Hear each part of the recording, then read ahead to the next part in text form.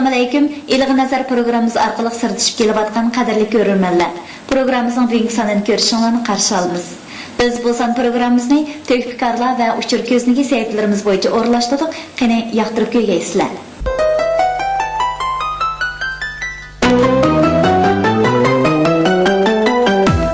Qadirli görürmenler, bizde yaxshining o'zi o'lsimi, so'zi o'lmaydi deydigan hikmatlik maqoli bor. Shundaq. Bu to'limi chunqur falsafaviy ma'niga to'yingan maqola bo'lib, alvatan uchun xayrli ishlarni qilgan qadrdon kishilar nomining abadil abad o'chmaydiganligidek haqiqatni dalillab turadi. 20-asr Uyg'ur adabiyotining muhim sarkillarining biri, bugungi zamon Uyg'ur prozachiligining bayroqdorlari qatoridan o'rin olgan mashhur realistik yozuvchi Zo'rdin Sabir ana shunday qadrdon o'g'lonlarning ulgusi bo'lib, u o'zining Uyg'ur turmushining eng mukammal o'rnaklarini aks ettirib yozgan tematik doirasi keng, badiligi yuqori, hissiyot tindirmasi kuchli, reallik asosi puxta bir yurish nodir roman, povest, hikoyalar orqali xalqimiz qalbiga yemirilmas obida tiklab berdi. Biz Güzel G'ulji shahri saxovatlik kuz quyoshi nurida oltindek juloliq tus olgan kunlarning birida G'ulji shaharlik 2-o'rta maktabga jam bo'lib, atavliq yozuvchi Zo'rdin Sabir xotira uyining echilish murosimiga shohid bo'ldik.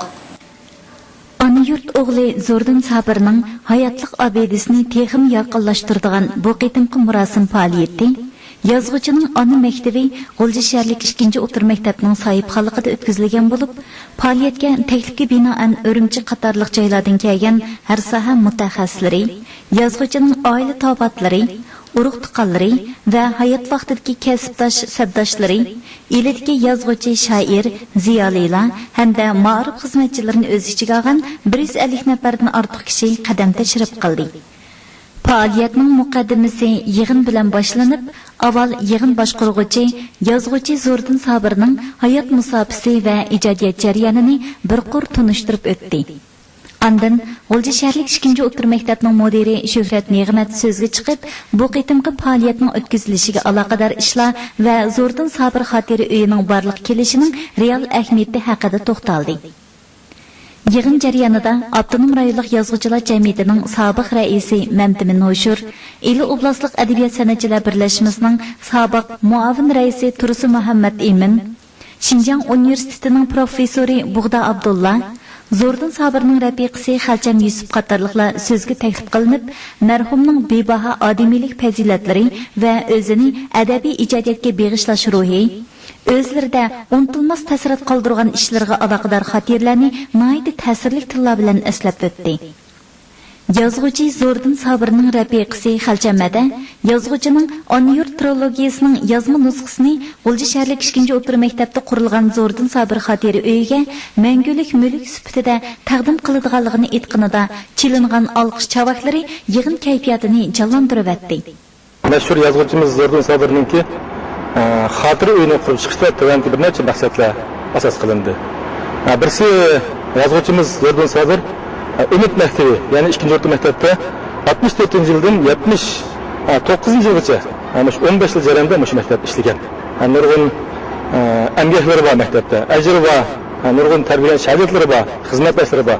Shu tarixni bir aslash uchun birinchi qadamda bu xotira uyini qurdik. Ikkinchisi navbatdagi yangi dars islohotiga maslash, ya'ni jonliq maslash, ilmiy o'rnatish maqsadida biz maktabga shu xotira uyini qurib, keng ijodiyatchi o'quvchilarniki onga havaskor o'quvchi mushularning texmi ijodiyatiga zo'r to'kib qo'yish maqsadida, rivojlanish maqsadida shu xotira uyini qurib chiqdik.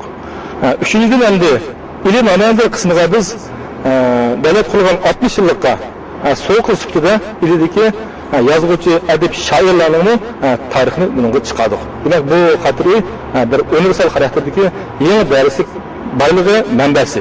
Buni qiymat intenzor mangu bu o'quvchilar uchun darsxona boyligi hisoblanadi. Yig'in davomida yana sobiq muavin oblast boshlig'i Savirdin Umar, Abdunum rayonlik xalq qurultiyi doimiy komitetining sobiq muavin mudiri Mijit Nasir apandining xotira uyiga yozgan beg'ishlama so'zini o'qib o'tdi. Yig'in oxirida Zo'rdin Sabirga atalgan Peyg'am nomli naqsh qo'yilib, ko'pchilikning yozuvchini cheksiz seg'inish hissiyotiga barham bo'ldi. Zo'rdin Sabir xotira sarayi Abdunum rayonimizda o'tgan yozuvchi, shoir va boshqa ijodiyotchilarning birinci kırtım içilgan hatırı sarayı bo'lib qoldi. Bu nihoyatda yaxshi bir boshlanish bo'ldi. Mening qarashimcha yod etish o'lganlar uchun eng cho'ng mukofot, eng cho'ng sevinish, eng cho'ng ularni hurmatlash. Meşhurlu hatırı sarayını Zo'rdan Sobirni yod etishning, hurmatlashning eng yaxshi bir ifodasi. Mavlam bundan keyin mundaq faoliyatlar, mundaq o'ylar davomli bo'lganligiga ishonaman. Yig'indan keyin xotira uyining ochilish murosimi o'tkazilib, Savirdin Ömer, Bug'da Abdulla, Mantimin Hoshur, Muhammadjon Rashidilla Zo'rdan Sobir xotira uyining lentisini kesdi. Yig'in qatnashuvchilari vazmin qadamlar bilan yozuvchining nomiga qurilgan xotira uyini ekskursiya qilishdi. Bu xotira uyi G'o'lji shaharlik muarif idorasining qo'llab-quvvatlashi, har qaysi soha kishilarining yaqindan hamkorlashishi va G'o'lji shaharlik 2-o'rta maktabdagilarning uzoq vaqt tayyorlik ko'rishi natijasida qurilgan bo'lib, uningga yozuvchining hayoti va ijodiy faoliyatlariga oid nurg'unlagan qimmatli suratlar, uning asarlarining asli nusxalari va har qaysi matbuotda nashr qilingan nusxalari hamda u ishlatgan turmush buyumlari qatorliq narsalar, shundaqla elida tug'ilib o'sgan yozuvchi shoirlarning qisqacha tarjimaholi va suratlari qo'yilgan. Zo'rdan bugungi zamon Uyg'ur adabiyotidagi yirik vakillaridan biri.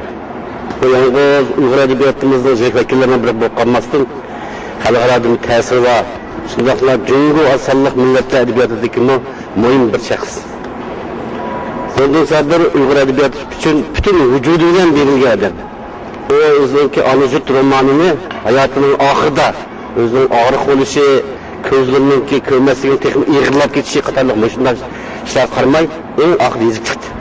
Shu romanni yezib uzun o'tmay olamga o'tdi. Bugun 2-o'rta maktab Zo'rdan Sobirning hayotiga bag'ishlab bir xotira sapti bir nihoyat yaxshi ish.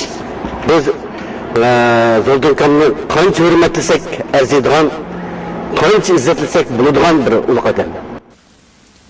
Zo'rdan Sobir 1955-yildan e'tiboran adabiy ijodiyotga qadam qo'ygan bo'lib, shu yillarda Oq o'rik, O meni kutgan ishkan, Yolg'iz buloq, Baxtsiz qiz nomli she'r va hikoyalarni, Etis beshidagi Kapa, Do'stlar qatorliq drama operalarni yozgan. 1972-yildan boshlab asosiy kuchini hikoya ijodiyatiga qaratib, Sirdosh qalblar, Tog' kayniga o'tkichi, Saharchi, Bahar buvoyning kunlari qatorliq hikoyalarni oq-oqidan e'lon qilib, o'qirmanlarning kuchli diqqatini tortgan. 1979-yili Abral shamollari nomli tunji romanini yozgandan keyin yirik asarlar ijodiyati ustida izlanib, 1998-yili taqdir qazo yetib bizdan ayrilgancha Subihi, Archa yaproqi, Jigdilar pichirlaydi, Kashkuz qatorliq 19 povest, Do'lan yoshlari, Xo'shnilar, to'piliq yo'l, Unutmayman Gulsara, oxirgi Podichi qatorliq 86 parcha hikoya, Izlanish, Ota, Onyurt qatorliq 4 roman, Tuman qatorliq 2 drama va nurg'un adabiy nazariy maqolalarni yozib, Uyg'ur adabiyotiga yiqilmas ma'naviy obidasini qoldirib ketdi. Uyg'ur prozchiligida badiiy ifodalashning yangi pallasini yaratdi. Siz Zo'rdan Sobir efendi bilan uzun muddatli sirdosh do'st bo'lishingizdan bilan shu xotiraning ochilish marosimi shikiri so'zlab bergan bo'lsangiz. G'o'lja Umid 2-o'rta maktab Zo'rdan Sobir xotira sarayini qurdi. Menimcha bu ma'rifatga cho'ng bir taraqqiyot. Bizda nazariya bo'lish kerak, amaliyot bo'lish kerak. Oldingi avlodlarning qanday yashaganligi, qanday o'rganganligi, qanday ijod qilganligi bu keyingi avlodlarga nisbatan aytgan vaqtida bu bir tepishmoq. Ular hozirgi yoshlar ularni asarlarini ko'rgan bo'lsa, ular bilan sirdosh fursatiga ega bo'lolmagan. Shundoq mashina qilganligi uchun bir nazariya, bir amaliyot, suratlar, shuningdek boshqa detallar orqali yozuvchining hayotini bolalarga tushuntirish, qoldirish teşvik qilish, mükemmel bir odamni yaratish, bilimlik, aqlli, sog'lom kelgusiga bora oladigan avlodlarni yaratish yo'lidagi shu ma'rif xizmatiga menimcha cho'ng bir turtki bo'ladi. Bu yolg'iz menimcha huzurli emas. Abdumur rayonimizning mayli shimoli, mayli janubida bo'lsin, bütün maktablarga zo'r ta'sir ko'rsatadi. Bundan o'rganish kerak. Shunday qilganda biz ma'rif islohotini haqiqiy cho'nqur holda qanot yordira olamiz deb o'ylayman.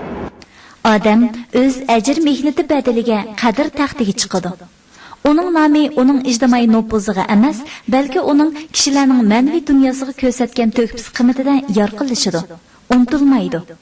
Yozuvchi Zo'rdin Sabir ana shunday yuksak to'kpis sohibkori va fazilat egasi sifatida ulug'lang'usi. Endi bu Zo'rdinninki endi arzu qiladiğini mush hayot vaqtimda mush anda yukni bir yezib chiqarsam bo'ladi demishni bu bir cho'ng kitob. Amma tasam umrim yer berami, lekin mushni cho'qim men yezib chiqarishim kerak degan bir arzusi bor. Uningga tugagandan keyin kitob chiqdi, 7 arzu. Yana bir arzusi o'zininki yurtim shu Bo'stonda bir xotira uy qilish arzusi bor. Men tugab kelsam mening jasadimni ashyoga qo'yaman, shunday bir xotira uyni sap qo'yman. Men kimni kelsa kelib ziyorat qilib ketadi. Men mushni Xudoyim bir cho'qim qilaman degan arzusi bor. O arzusi umri qisqa kelib yetolmagan. Endi bugun mush arzusiga 2-o'rta maktab Shevjoni Shuhrat efendim maktab kuch chiqarib bu arzusiga bular yetkazdi. Bugun yetdi bu arzusiga. Shuning uchun men nayt xushal bo'ldim. G'o'lji shaharlik 2-o'rta maktabda o'tkazilgan ataqliq yozuvchi Zo'rdin Sabir xotira uyining ochilish marosimi ajoyib ahamiyatli ta'sirotlar bilan oyoqlashdi. Faoliyat oxirida yig'in qatnashchilari kollektiv suratga tushib, bu xayrli faoliyatning mangu yordamchisi sifatida xotira qoldirdi.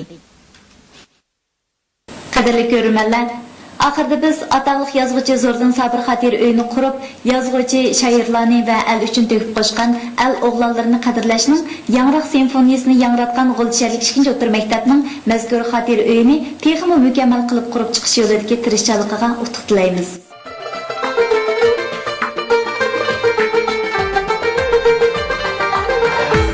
Programmamızın bugungi so'nmishida oxirlashdi. Biz oxirida barliqlarning tininglarga salomatlik, turmushinglarga xotirjamlik tilaymiz. Programmamızın kelarki yangilar orqali ko'rishaylik. Xayr xo'sh.